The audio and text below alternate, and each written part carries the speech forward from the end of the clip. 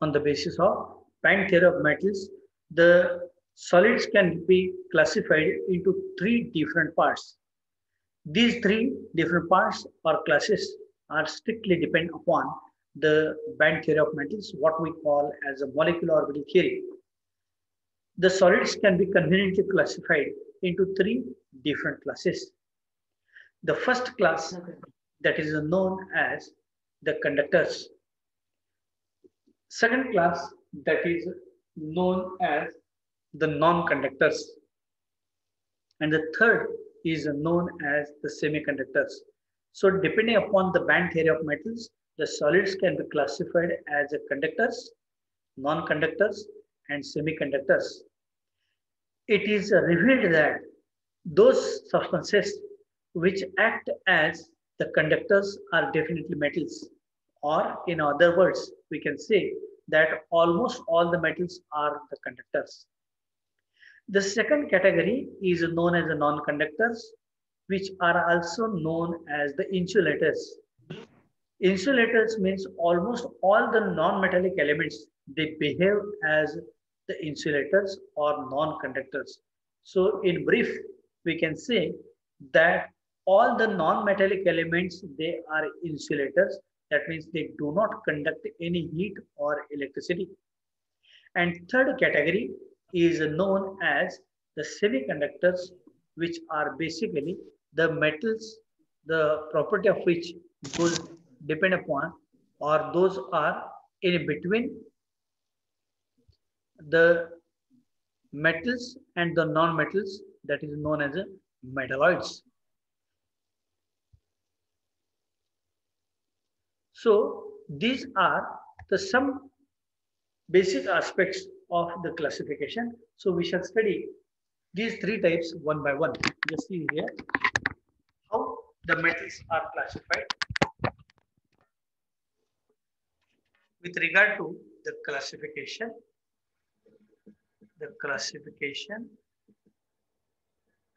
of metals. The metals can be conveniently classified into three different classes. Just now we have seen that the first is known as the conductors, which are basically metals. Second is a non-conductor, which are nothing but the insulators, which are also known as all non-metals. They behave as the insulators. And third is a semiconductor. These are the materials which are having their properties in between the conductor and the non-conductor. So these are referred as the metalloids. Metalloids are nothing but these are having the properties intermediate between the metals as well as the non-metals are known as the metalloids. So semiconductor materials are known as the metalloids, which are having the properties as those were exhibited by the metals and the non-metals, that is insulators. Now consider the first, that is a conductor. What are these conductors? If we want to show, just now we have seen that the three classes were strictly made depending upon the band theory of metals. Now suppose if we want to show the formation of this conductor, then there are again two bands are there. This is first band and this is second band. This is the first band which I have shown by the straight lines. This band is known as the field band, or this band is also known as the occupied band. Occupied means which is occupied by electrons, and hence this is known as the valence band. So this is field band which is known as the valence band, which is abbreviated as a VB. Another band is a vacant, or which is also known as an empty band. Just now we have seen while studying the band theory of metals, this is known as the conduction band. This is known as a conduction band, which is abbreviated as a CB. So this is a situation which is taking place in case of conductors. So conductors or conducting materials or the metals, these are nothing but, according to band theory of metals, the valence bands are completely filled, and the next higher energy level band known as the conduction or empty band, which is shown here. So in case of conductors, there exist two bands. One is a lower band which is filled with electrons known as a valence band. Another band which is entirely empty or vacant band is known as a conduction band. There is no gap between these two bands. So the characteristic feature that there is a no gap between the valence band and the conduction band. You should remember this particular sentence while writing the explanation for conductors, that I have not shown any gap between this band and this band. So the conduction band and the valence band, they are very closely spaced. So there is a no gap between valence band and the conduction band.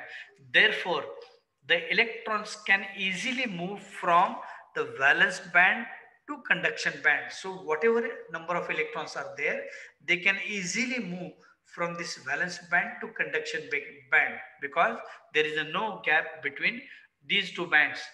Thus, the substances become good conductors. So while doing so, when the electrons are moving from the valence band to conduction band, they can carry some current or heat, and hence they are good conductors of heat and electricity. This conduction of heat or electricity increases with increasing number of electrons. If the number of electrons are more, then the current carried by such electrons is also more. So this depends upon the number of valence electrons which are present in the valence band. If this number of electrons increases, then the current conduction by such electron increases. The point to remember in conducting materials or the conductors is that there is a no gap between the valence band and the conduction band. So this is a characteristic feature. If we want to quote one example, then for example, sodium or copper, these are the good examples of these elements. Just a minute, I want to receive an important call.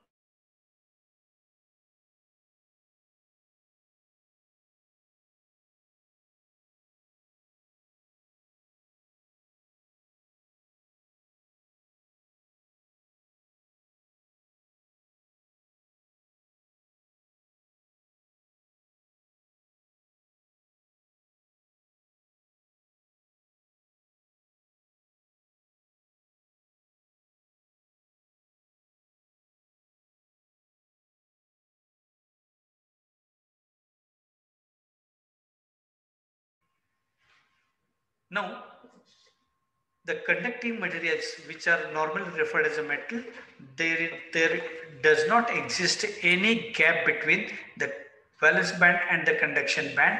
So there is a no energy gap between these two bands. Hence, electrons can easily move from valence band to conduction band.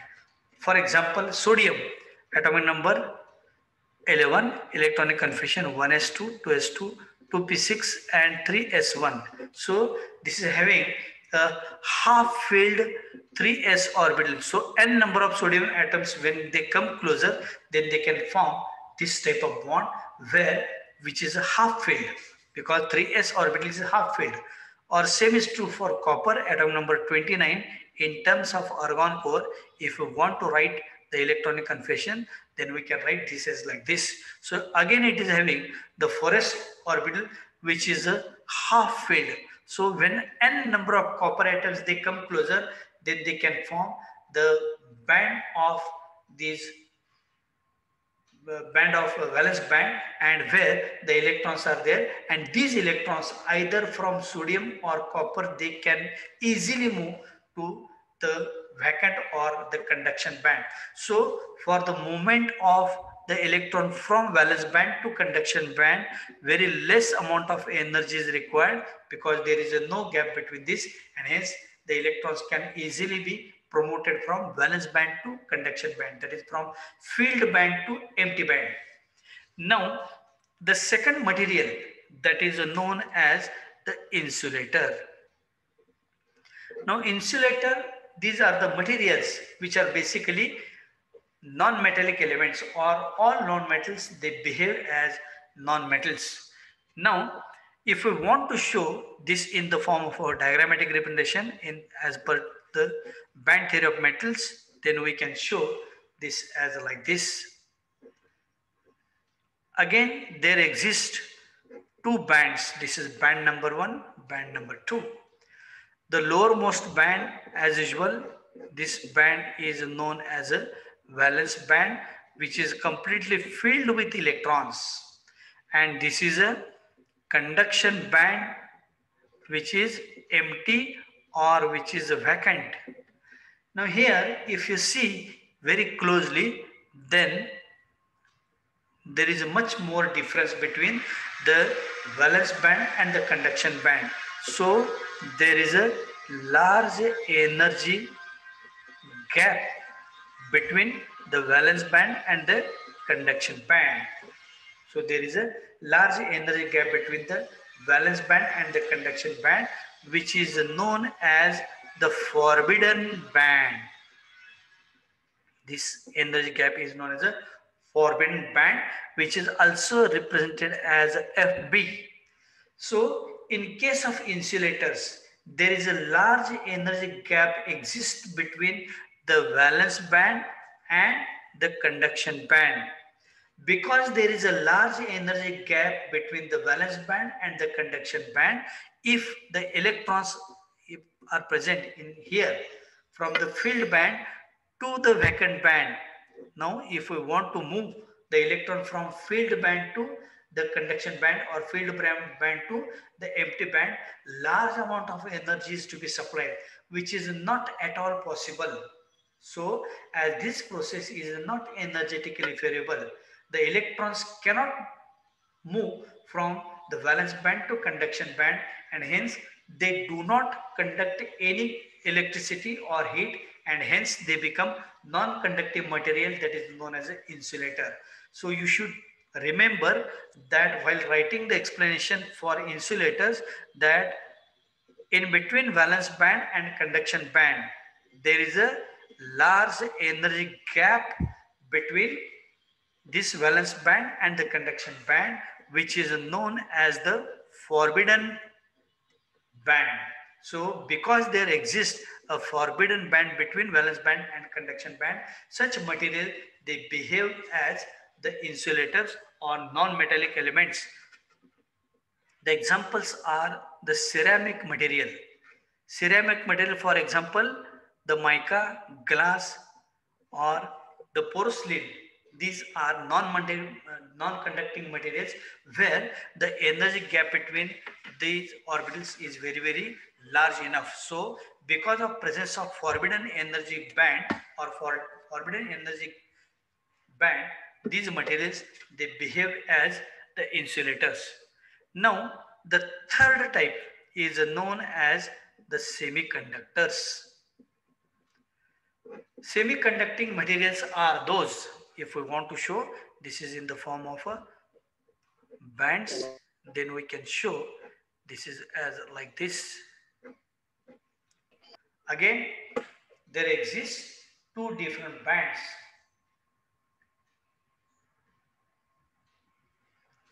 This is the first band and this is the second band. The lowermost band, which is completely filled with the electrons, which is known as a valence band or filled band. This is a higher energy level orbital or band, that is known as the conduction band, which is also known as a vacant or empty band. Now see here, this part. Here I have shown a very small energy gap between the valence band and the conduction band. So there is a very small energy gap between valence band and the conduction band. Because very small energy gap is there between the valence band and the conduction band, electrons can easily move from the valence band, that is a filled band, to empty band. So moving or movement of such electrons requires very less amount of energy, and hence the electrons easily move from this valence band to conduction band. But this is not possible at room temperature. This is not at all possible at room temperature. We have to increase the energy, or we have to supply enough amount of energy in moving the electrons from the valence band to conduction band. So these are the materials which are non-conductors of electricity at room temperature. But as the temperature increases, they become conductors. So these materials, those materials which are non-conductors at room temperature, their conductivity increases as there is a rise in temperature. All such materials are known as semiconductors. So those solids which are insulators at absolute zero temperature, but their conductivity increases with a rise in temperature, all such materials are termed as the semiconductors.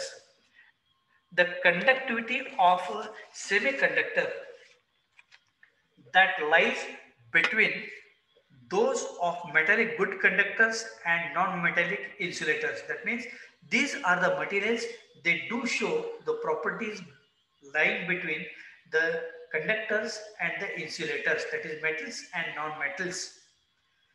In such case, the band theory states that the valence band and the conduction band are separated by a very small energy gap.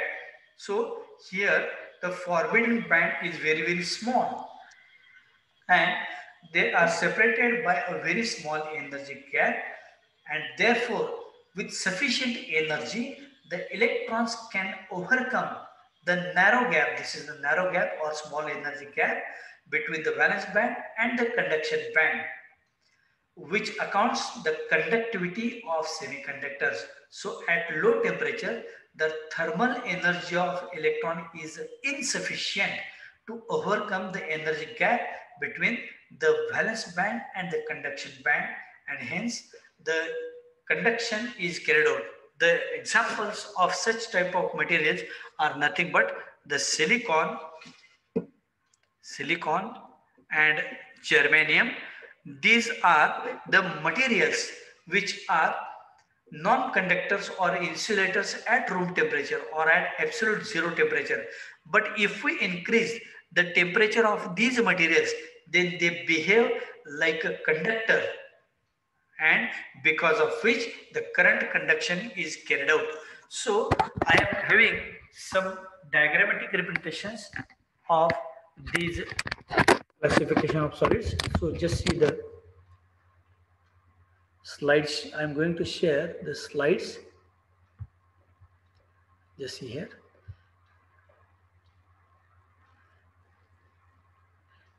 See, these are the metals which are conductors, insulators, semiconductors. This part I'm going to cover in the next lecture. Now, the metal, just now I have mentioned that the materials which easily allow the flow of electric current through them are called as conductors. The metals such as copper, silver, iron, aluminum, etc. are good conductors of electricity, because as we know that there is no gap between the valence band and the conduction band. Here I have shown the valence band and the conduction band. Just now we have seen that these yellow colored spheres, those indicates the electrons. So these electrons which are present, they easily move from the lower valence band to the higher conduction band, which is empty. So here after movement, this becomes almost complete. So here it is written there is a no forbidden gap. So there is a no gap between the valence band and the conduction band, and because of which these electrons can easily move from low energy to high energy. If we switch over to next, that is the insulators. Insulators, these are nothing but the materials which do not allow the flow of electric current through them are called as insulators. That means these materials, they do not allow conduction of electric potential. The insulators are also called as poor conductors of electricity because they do not conduct any electricity, but up to some extent they can carry some current. For example, see this diagrammatic representation again. Here, this is a valence band and this is a conduction band. Here, the number of electrons are shown, which is the occupied level, and this is the empty level. But the valence band and the conduction band, they are separated by a very large energy gap, which is known as the forbidden gap, or which is known as a FB. Even though the electrons are present in the valence band, these electrons cannot move to conduction band because there is a large energy gap between these. So these are the full or completely filled valence band, and this is empty. No movement of electron takes place. As a no movement of electron is there, hence they behave as a non-conductors or poor conductors of heat and electricity. The reason behind which is a forbidden gap or FB that exists between these two bands. If we move one step further, just now I have explained that the semiconductors, the material which has the electrical properties which lies between that of conductor and an insulator is called a semiconductor. Silicon and germanium and the graphite are some of the examples of semiconductors. So how silicon or germanium that conducts electricity, that I am going to cover in due course of time while studying the extrinsic and intrinsic type of semiconductors. Here, see this again figure. Again, I have shown two bands. One is a valence band, another is a conduction band. Valence band contains electrons, conduction band is empty, but see this, the energy gap, that is a forbidden gap, FB, is very, very small. So because the forbidden energy gap or FB is small, hence these electrons can move easily from the valence band to conduction band.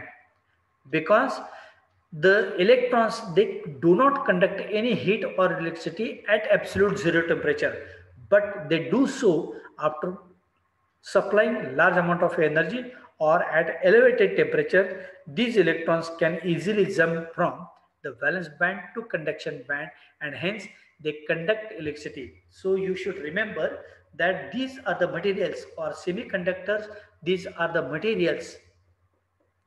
They are insulators at room temperature, but they are conductors at higher temperatures.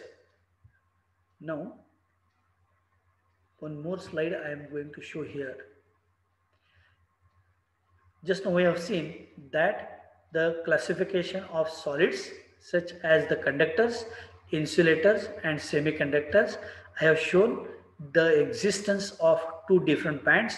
This is a valence band which is completely filled. This is a conduction band which is empty, VB and CB. This is insulator. The forbidden gap or forbidden energy gap FB is large enough in case of insulators, so electrons cannot jump from this valence band to conduction band which is empty. Third, the semiconducting materials.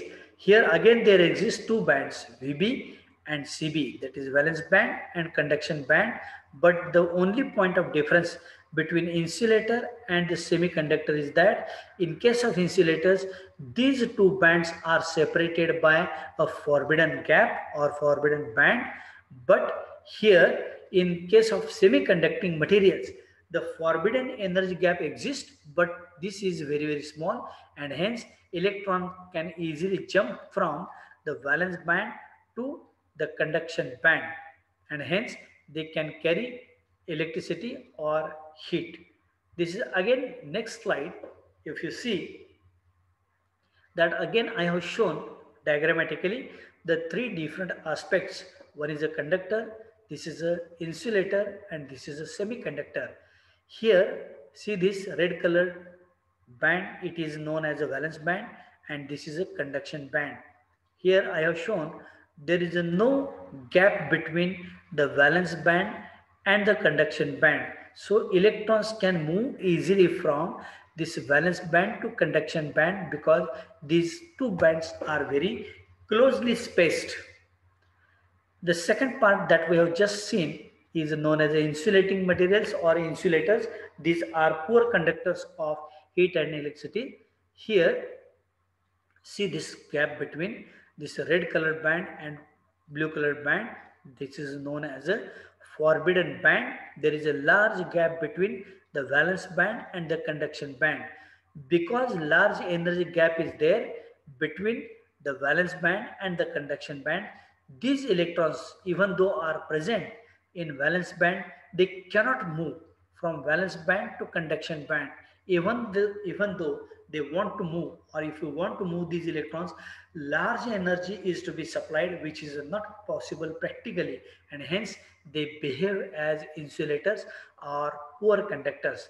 And third type that we have seen is a semiconductor, where there exists a forbidden band that is very small or narrow band is there. So FB is small, and hence the electrons from valence band to conduction band can be easily moved, or promotion of electrons takes place by supplying energy. So at room temperature, the semiconducting materials are insulators. But if the there is a rise in temperature, then these electrons can move easily from the valence band to conduction band. In doing so, they can conduct the electricity. So this is how we have seen that there is a band gap or gap between the valence band and the conduction band.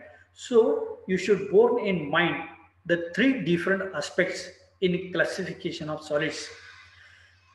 The classification of solids, where we have studied the first part that is known as the conductors, where the valence band and the conduction band, they are very closely spaced, and hence movement of electron takes place. So the materials, they behave as the conductors. In case of insulators, there is a large gap between the valence band and the conduction band, and because there exists a large energy gap between the lower valence band and the higher conduction band, which is empty, no promotion or jumping or movement of electron takes place. Hence these materials, they behave as the insulators or non-conducting materials or poor conductors. And third type we have covered just now is known as the semiconductors.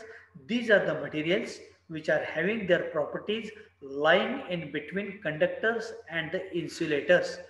Here, the point of difference between the insulator and the semiconductor is that in case of insulators, forbidden band is more, but in case of semiconductors, forbidden energy gap or forbidden band is very small.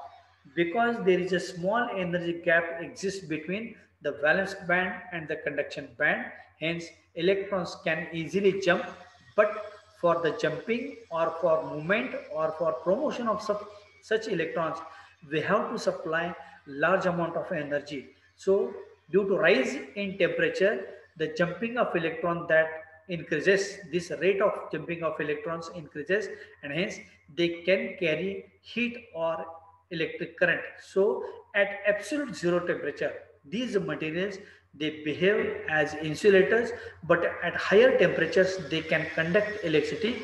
For example, silicon or germanium. So the examples of conductors are nothing but the metals, they are all conductors.